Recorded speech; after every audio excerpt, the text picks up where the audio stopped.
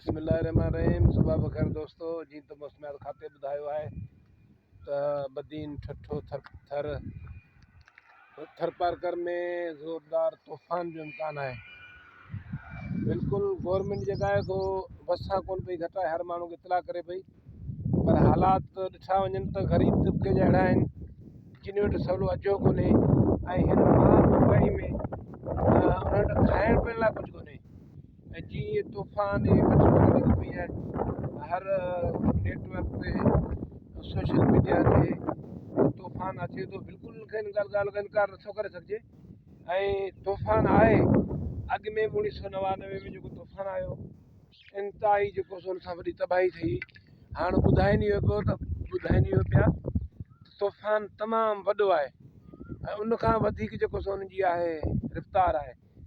सो पाण जेके आहियूं ग़रीब तबके सां जेके लाॻापियल माण्हू आहिनि, उन्हनि जो त साह मुठ में आहे। ऐं कुल गुज़िरी राति असां पंहिंजे मस्जिद में पेशीमान जेके चयोसीं, साईं जेको सो दुआ कर, त उन वीचारे दुआ कई, या अल्लाह साईं असांजा ही ग़रीब माण्हू आहिनि ऐं ख़ासि करे जेके बि इन इलाइक़े में वेठा आहिनि, साहिली पट्टी में सभु मिसकिन माण्हू आहिनि। या रब्बुल आलमीन तूं रहम करण वारो करीम रबई रहम कजां। सो ॿुधाइनि त पिया 13 खां 14 खां 15 खां, ऐं कल्ह खां हवाऊं बि लॻियूं आहिनि। कल्ह त जेको सो आहे मिटी जो तूफ़ान उथियो, जंहिंखां ख़बर ई कोन पई, सॼो माना ई मुल्क जेको सो मिटी मिटी थी वियो। हिते रब्बुल आलमीन ॾेखारे थो ऐं असांजा इमाल बि अहिड़ा आहिनि। अलाह साईं असांखे माफ़ी ॾे, रब्बुल आलमीन माफ़ी ॾे। इंतिहाई तमामु घणी जेका सो आहे ॿुधाइनि पिया तूफ़ान, ऐं इहो तूफ़ान आणणु सभु कुदरती निज़ाम आहे।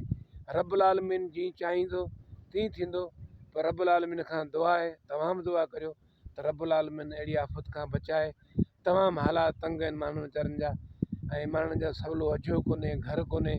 हींअर बि तव्हां ॾिसी सघो तेज़ हवा हले पई ऐं मुसलसल तेज़ हवा आहे, ऐं इन खां कोई इनकार कोन्हे त तूफ़ान जे अचे थो त वॾी तबाही थी सघे थी। ऐं गवर्नमेंट वॾी कोशिशि करे रही आहे, माण्हुनि खे आगाह करे पई। गुज़िरियल ॾींहुं वज़ीर आला सिंध हेलीकॉप्टर ते दौरो करे माण्हुनि खे ॾिठो, ऐं DC जेके बि ज़िलनि जा उनखे मुक़ररु करे छॾियो अथनि। ऑफिसूं आहिनि टाउन वारनि खे, ॿियनि खे सभिनी खे त पंहिंजो जेको एमरजेंसी लागू कई अथनि।